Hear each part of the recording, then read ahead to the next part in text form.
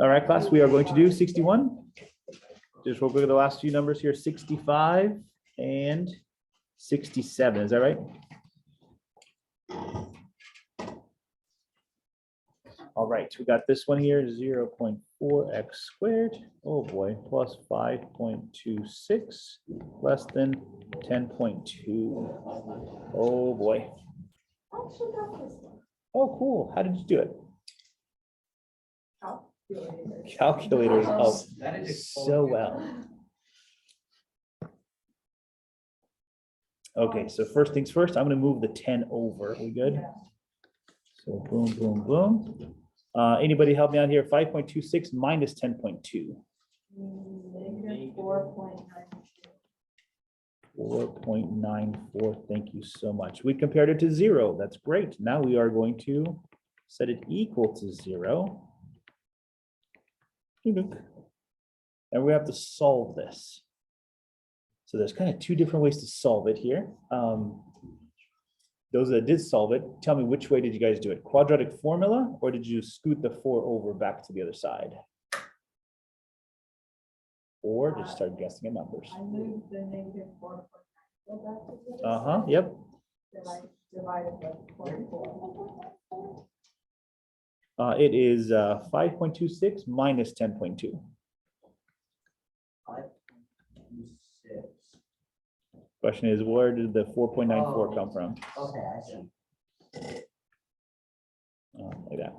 Okay, so because this one has only one variable, we're good. It's just an x squared just sitting there. Because there's an x squared just sitting there, that's awesome. We can move this side, divide through by 0.4.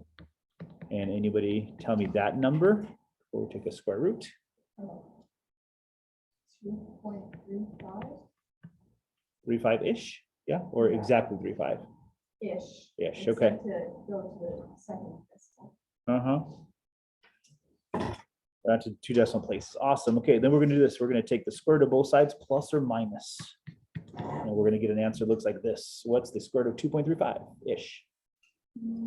Plus or minus 3.51. Awesome. Okay, so our number line goes like this. I got a positive or negative 3.51 and a positive 3.51.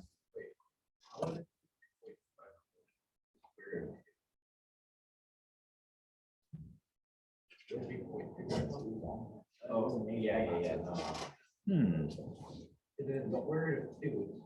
That's where I was confused.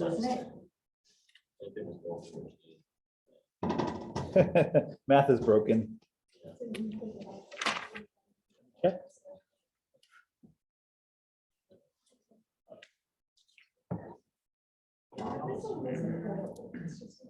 Oh, you just did. We got a little correction here. This from here to here, it's not. It is not 2.35. It's 12.35. Oh, no, I did add the one. I just You got the one? didn't see it, 'cause I wrote it so Okay. messily in the corner. Good. 12.35 is what we Great. got as we divide 4.94 by 0.4. Oh yeah. Thank you for noticing that. No, part of it is just to kind of notice the numbers. Cool, but we figured it out, so that's cool. That's a good thing. You're welcome. So we are trying to figure out where this graph is below 0. So we could do test points, but remember I told you guys polynomials are easy to do? Because if you look at this, is this facing up or down polynomial? Yeah, it's facing up. Facing up. It's a parabola that goes up. As opposed to a parabola that goes down, it would have a negative in front of x squared. We good?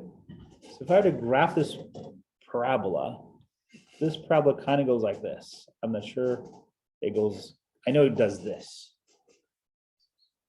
So I'm converting this to a parabola. I'm going to do it geometrically here. If that's my case, I'm thinking, so that's a parabola. I could do test points.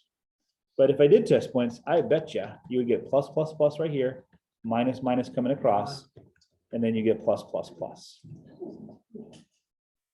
So I'm connecting the graph and the parabola. You could do test points, no problem. Just plug in something, probably use a calculator to do so.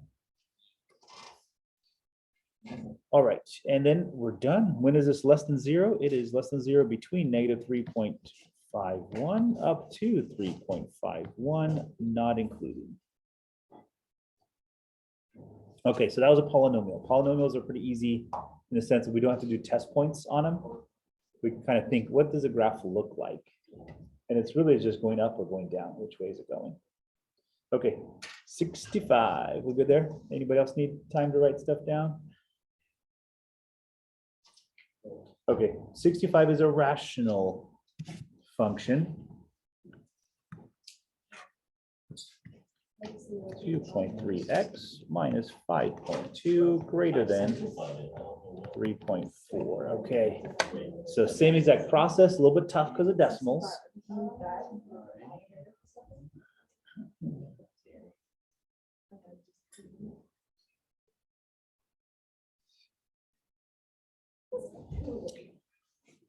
If we have ones like this, like decimal ones on the test, we will be able to use our calculator for them. Uh-huh. Yeah, this would have to be calculated. There's two calculator problems for Canon students, and those involve applications. And then there's two more for honors that involve a little bit more complicated applications. Okay, let's jam. So let's see. I think we're gonna move the 3.4 over to this side, so it kind of looks like this. Not kind of look like this, it exactly looks like this.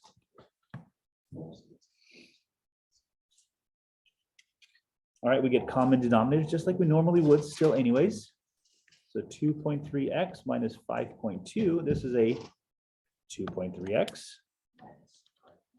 That's 5.2, which is 3.4 times 2.3x minus 5.2. Okay, anybody with the calculator, help out here.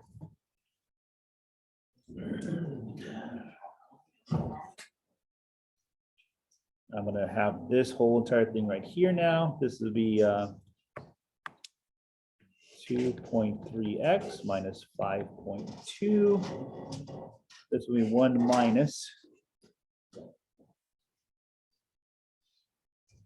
I'm going to rewrite as a single one already here. So 3.4 times 2.3. That's what I need. Anybody?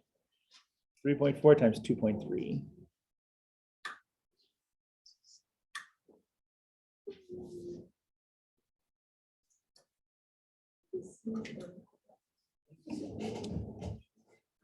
So it'd be 6 plus.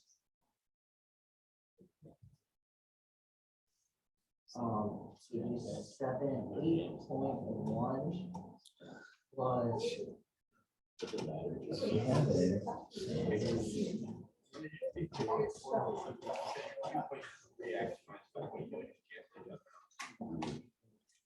So it is 8.2. Okay, 1 second. 3.4. No, what did you say about that? 7.82. I got 8.2. 7.8. That's what I got. Yeah.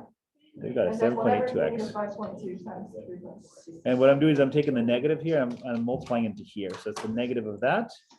And then I'm also taking the negative of that. So it'd be negative that times that, which becomes a plus 3.4 times 5.2. Well, I know, I'm saying like. 17.6. Okay, that's cool. Almost there. I got a negative 7.82x, and let's see, plus 18.68. Are we good? 7. I think it's 7. Okay, I convert that to an equal sign now.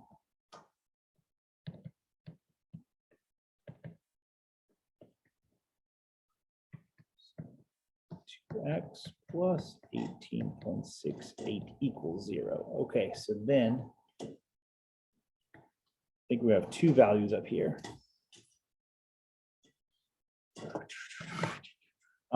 You guys talk to me here.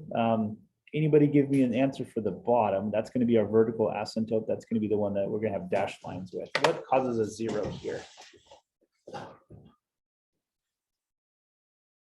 Give me a second. Way we would solve it is we set it equal to 0. We add the 5.2 to the other side. We divide by 2.3. So whatever that is, 5.2 divided by 2.3 to the nearest 2 decimal places. 2.26. Okay. 2.26. That's gonna be our dashed lines. Cool. Okay, then this one right here. This one's gonna be set equal to 0. This would be x. We move the 18.68 over, divide by a negative 7.82.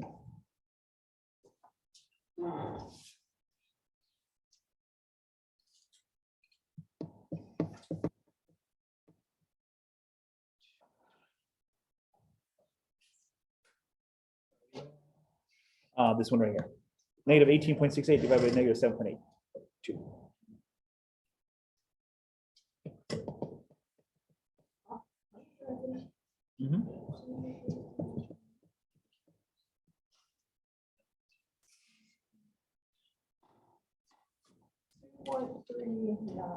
Oh, very not so nice. 2.39. Super not nice. Okay, so let's go with it. Let's see if we can figure this out. Not as far as numbers are concerned, but just kind of like as we think about it here. If we drop in a 0 into here, let's use 0 as our test point, plus or minus. What do you guys say? A positive or negative for this guy?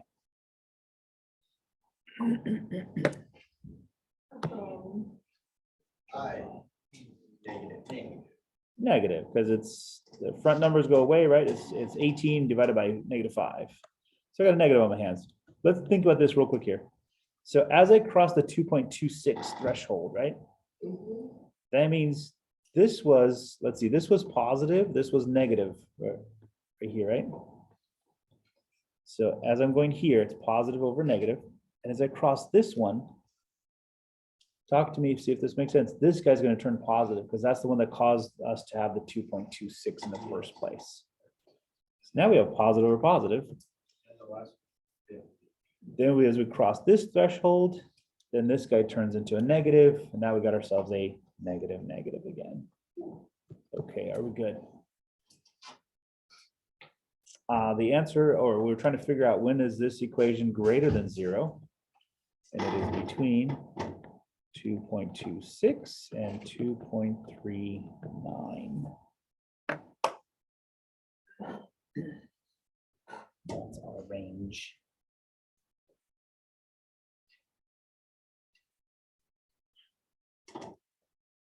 Okay, good there. 67. Projectile is fired straight upward from ground level with initial velocity of 168 feet per second. At what instant will it be back at ground level?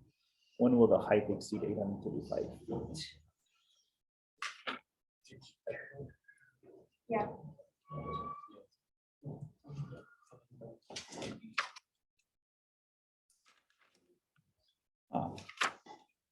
Second.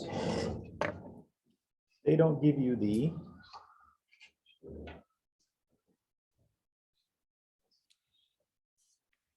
you guys talk to me here. Have we talked about the height of a projectile before? Like h of t. Yes, but I don't remember it. Gotcha. It's negative 16 t squared plus, this is called initial velocity. This is called position. This is our physics formula for anything that goes up in the air. A soccer ball that's being kicked up in the air and it comes back down. A bullet that's fired that's straight up goes back down. So this is called initial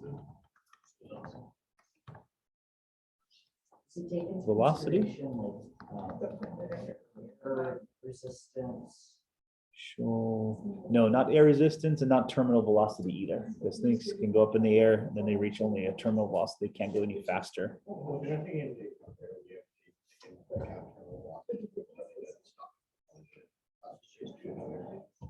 Correcto. Because I mean, air resistance is terminal velocity. Well, but According to the mass. terminal velocity without air resistance.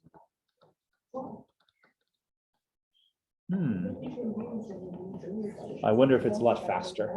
It is a Is lot it? faster, it's just gravity can only pull at a certain speed. Because they're like, black holes, gravity pulls much faster. So let's go with it. We got 67 says this, a projectile is fired. And a hammer on the moon, if you drop them, they'll reach terminal velocity at the same rate. Because there's no air resistance, but they will reach terminal velocity. True. It's a lot bigger. Cool. Let's finish up here. A projectile is fired straight upward from ground level. So if you say ground level, it fired from the ground, that means the initial position was 0. You good? That tells me that's 0 right away. With initial velocity of 160 feet per second. So that's going to be that times this. And there's always a negative 16 t squared here. So to clean this up, I have myself looks like this, negative 16 t squared plus 160 t. Question, what instant will this be back at ground level? So that's question number A. That one's actually pretty easy to do just by factoring. Check this out. If I factor out a negative 16 t out of this, what's my leftovers?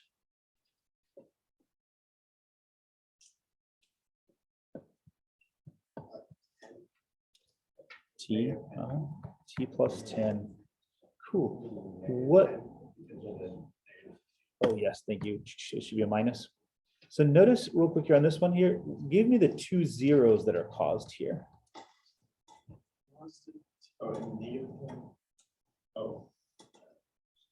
What causes, if I were to multiply this together, it would become a 0. So if t is equal to this and t is equal to that.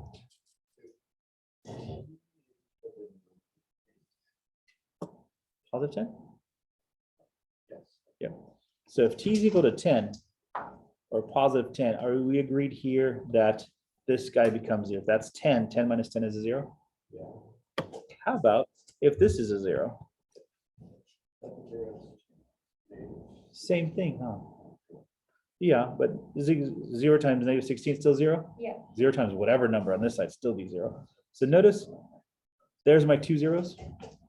Notice real quick here, isn't this a parabola that is going down? So if I were to draw this out, I'll draw a parabola that looks like this. Right, we fired something into the air and it came back down. Did not reach terminal velocity at that point, according to the graph. So again? Starts off at 0, 0, yeah. So we normally graph it like this. To be more precise though, we can actually even do this right here. We can eliminate these guys. That's to be more precise graph according to our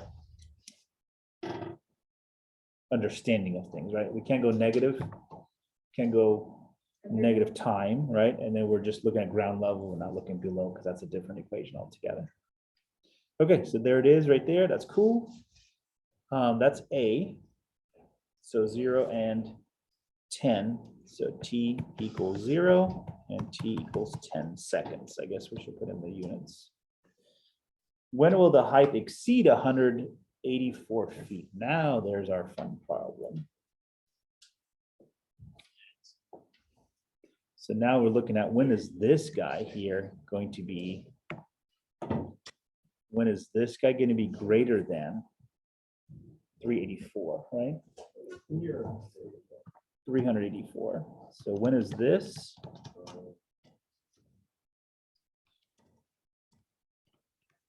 Going to be greater than 384. That's our problem. Hey, we've done these before, right? That's what we've been working on. So let's go with it. Let's move this guy over. Minus 384, greater than 0. Good, we're comparing it to 0 now. Now we're going to set it equal to 0 so we can solve this stuff.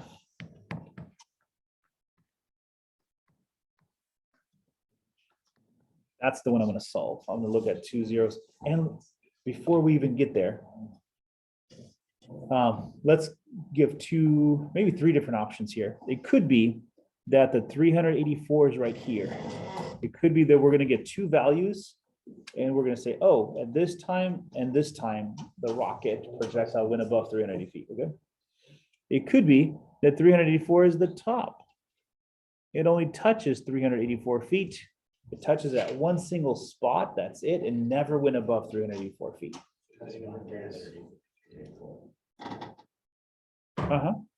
Or it could be that 384 feet is all the way up here, and the rocket never even reached 384, and it went back down, or rocket, or projectile, or the soccer ball. Soccer ball, 380 feet in the air? That would be very. That'd be crazy. Okay, so there's our three options. It could be two different answers, one answer, which means it just hit, or zero. Okay, guys, how do we do this? Math, that's true. That's so cool.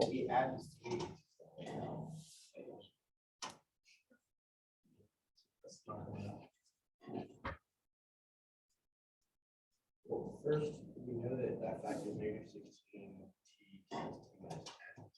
Yeah, And then you can put the minus 134 outside of that. cool, okay. Say again, Noah, say again.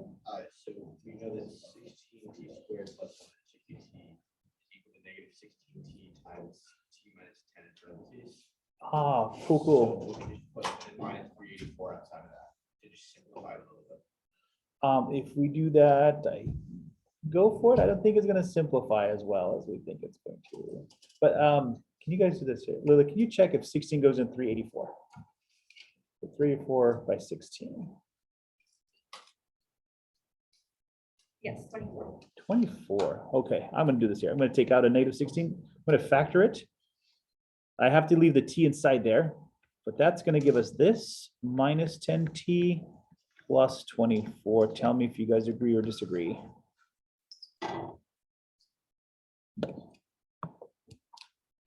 Agree.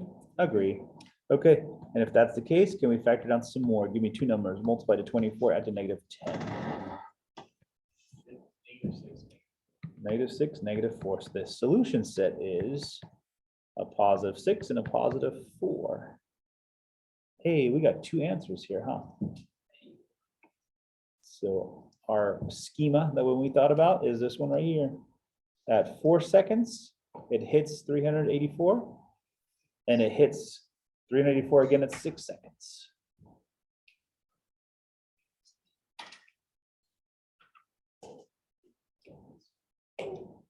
Huh?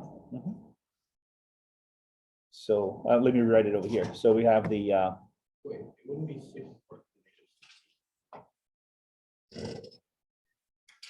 it hit what? It hit at 4, maybe a little bit higher. Maybe it probably should be about more like right here, like this. It hit at 4 seconds.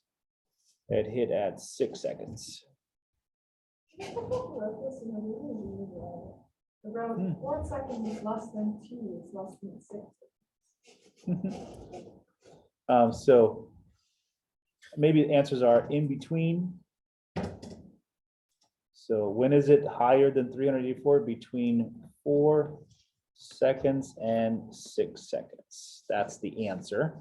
The way the book has it written, it does this. It says 4 seconds is less than t less than 6 seconds. It just means that t is caught between these two, between 4 and the 6.